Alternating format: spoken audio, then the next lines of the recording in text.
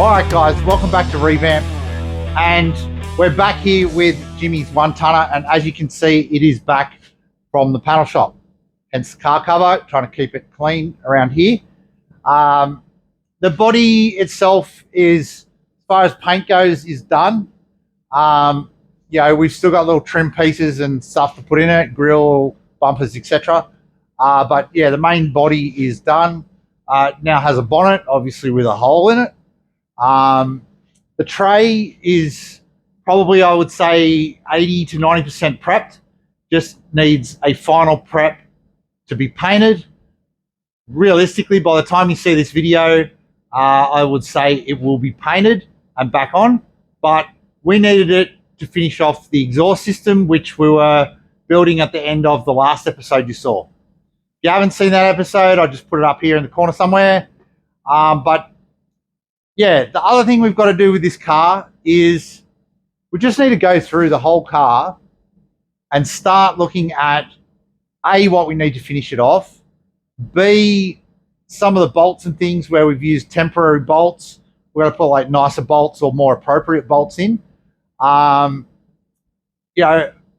some wiring in the front that's got to be fitted. Obviously the wiring in the cab needs to be finished off as the interior gets finished off. But yeah, so we need to go through, just catalog a lot of the things that we need to do. So that'll be like the second half of this video. The first half of the video, there's a lot of stuff happened down the panel shop. Jimmy took some bits and pieces of video down there. The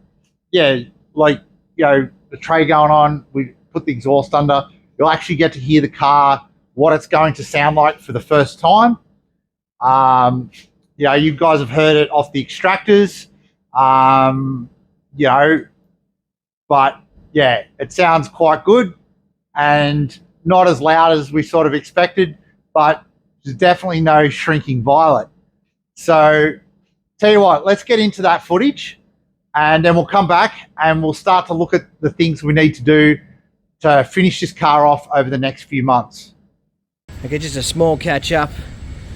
Just got back from Queensland, so not much has been done on it, but Chris has managed to spray the bottom of it in gloss black, and he's also put high field primer all the way around it. It's a bit hard to see, but it's on the table, but it is into high field. And what we're going to do is we're going to flip it over and see if anything needs to be worked on, any little marks, stuff like that, and get it all rubbed back and get a coat of gloss black and a few layers of clear on it. So the boys mastered up and put some bog in it to level it out, and then some high field prime on it. Then they've rubbed it back just to so we can see where all the highs and the lows are. As you can see, there's a few. These arches were made by hand, so it was just a flat piece that was curved, and then they cut out two angles from a straight pipe. I think we had that in one of the other videos that we've done. So yeah, they bogged, high field, sanded it back so we could see where the highs and lows are. So the top was done exactly the same, obviously. It's all made of aluminium, this tray, so once they've welded everything together, the frame, the arches in, the edges on, it sort of pulls it slightly out of straight.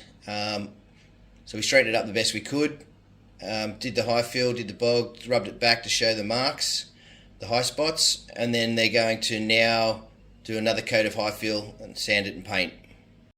So basically what we did with the bonnet, the hole in it, we got a bit of cardboard and cut out a basic shape first of all, just to get it going over the blower and sitting nice where the bonnet would sit. And then we figured out what we had to add on to make it contour to the supercharger nice and tight without touching it. We had fuel lines on both sides. We also had to make sure it didn't hit the front when we lifted it up. So pretty easy to do. That's how we did it. So after the boys cut the hole out of the cardboard, they transferred it onto the bonnet and cut it out. Then they gave it a spray, and when we put it on the car, it was perfect. The lines were straight, the corners were curved nicely, it contoured to the whole blower. Obviously you've got to take the air filter off at the back to lift the bonnet, because as you lift it, it pulls forward and it hits the air filter. So But other than that, the shape was perfect. It contoured to the front of the blower where the belt is, straight up the side. It also contoured to where the fuel line was going in, on the driver's side and the passenger side. So in the end, it came out perfect.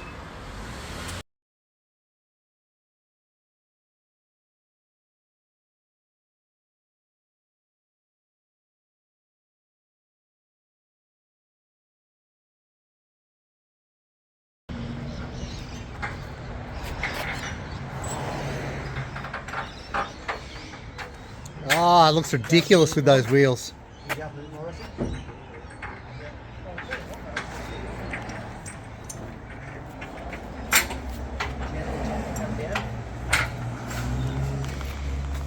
It's spaced off the sheds and everything.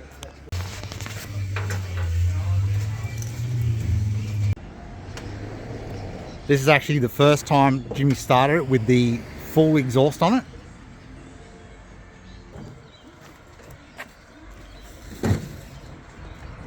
If you give it a good solid pump, it should go.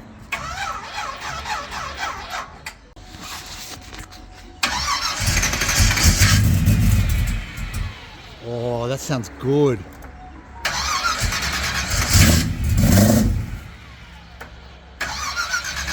Just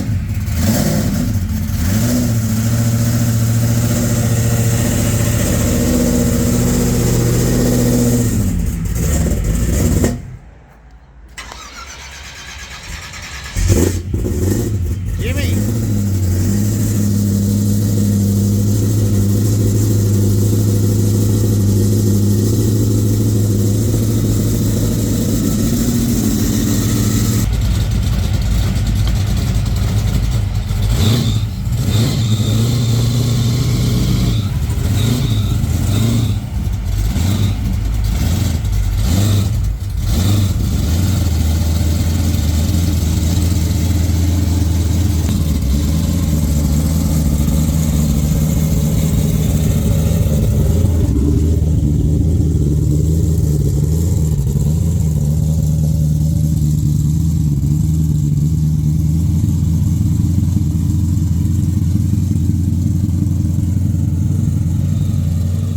So we've just got the car back from the panel shop.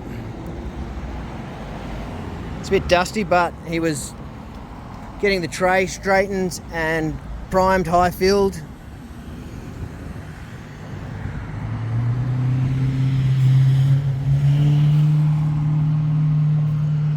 So next week it goes back, and all they've got to do is rub it back and paint it in the gloss black that matches the cab.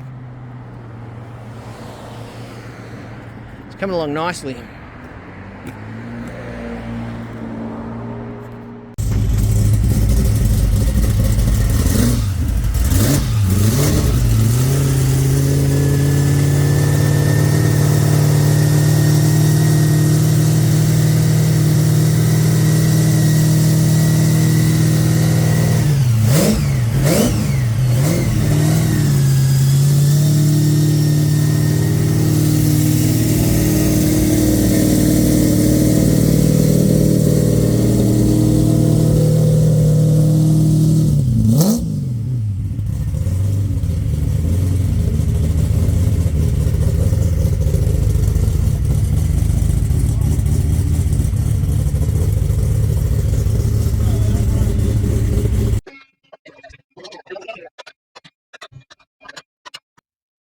In the top? Yeah.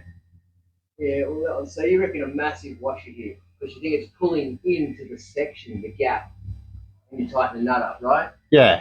So what Jimmy's talking about here is we've noticed after we've driven it the first time that the engine has moved slightly. So what we're talking about, actually, if we come up on this driver's side one, Can you see it? you can probably see there that we've got the, out. Yeah. You can see there that we've got the engine mount bolt out. Now what's happened is that we think the driver's side of the engine has moved a bit, by the right hand side, And dipped. and it's caused the whole engine, the exhaust and everything to sort of tilt to the side. You know. Yeah, it's actually looks like it's leaning down on the driver's That's right, side slightly. It doesn't look straight either. It's like feels like So, it that way slightly. that's probably first thing on our list is get the drive line all level again. Jimmy's got his clipboard ready to go. And oh, look at that. A picture of professionalism. As I was saying, the wiring is sort of sitting in the front end. You can see we've harness wrapped it all. But that's all got to be fitted up inside here, tucked away nicely and mounted. Check bolt tips. That stands for check bolt tensions. Okay, yeah, it makes total sense. Well, I don't know how to spell tensions. Yeah. T-E-N-S-I-O-N-S. There wasn't enough room. You understand what it is. Control arms, loose. Shocks are tight, but we'll check them. So what you're saying, what Jimmy's basically saying is the suspension definitely needs a once over. Yes. We do have a converter cover that we've got to try and squeeze up there somehow. It's a little bit difficult. Now, one of the major things is obviously finishing off this exhaust system. Yeah, as I was saying in the last video, with Graham, we've sort of got to finish off the fabrication on the rear section, and we've also got to put in a bung for an AFR sensor. Whether we run that AFR sensor yet, I'm not sure, but we'll definitely be accommodating for it. Right, so one of the things that I've been a bit, I don't know if I'd say unhappy, because it is what it is, but the transmission pan here on the Turbo 400 that we had built. Now, like, I mean, you know, yeah, sure, that's what they come with factory, but Jimmy was...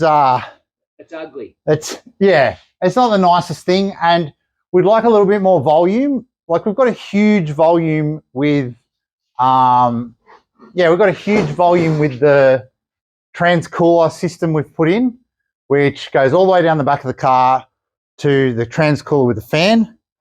But we thought we'd like a bit more volume, because more volume, more oil helps these things with temperature. And Jimmy was on holidays, well, sort of holidays, I guess, in Queensland. So as he does every time he's up there, he drops in to see our mates at RCE. If you don't know, we've been getting a lot of stuff from up there just because they've been good to us. And, you know, we like to let you guys know who we use and who's easy to deal with. So while he was up there, he got himself a bit of a present. And what do we got? What is this? Who makes this? I don't even know. That's the... But he's got himself... Oh, yeah, there we go.